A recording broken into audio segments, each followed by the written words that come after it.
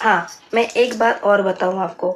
मैं काम करती हूँ, मेरा अपना खुद का बिजनेस संभालती हूँ, सबके साथ मिलके काम करती हूँ मैं, ठीक है। मेरी एक आदत ऐसी है, जहाँ मैं काम करती हूँ, जहाँ मैं रहती हूँ, जहाँ मेरा एरिया है, जहाँ मेरा आना जाना है, मैं वहाँ पर कोई लफड़ा नहीं करती, ना ही किसी के साथ कोई गलत रिश्ता या कोई अफेयर, ये ऐसा मेरा नहीं रहता, ठीक है।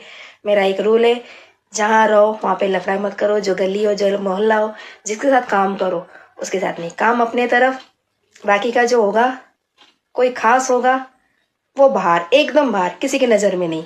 लेकिन ऐसा भी कोई बंदा मिला नहीं है, ठीक है। सिर्फ अभी तक अपने काम में ही फोकस था। कोई अगर होगा मेरी लाइफ में, वो मेरे से बहुत कोसों तो दूर होगा, दूर होगा, पर्सनल टाइम मिलेगा तो उसके साथ जिएंगे लाइफ। लेकिन ये मतलब गली मोहल्ले में जिसके साथ काम करो उसके साथ ऐसा कुछ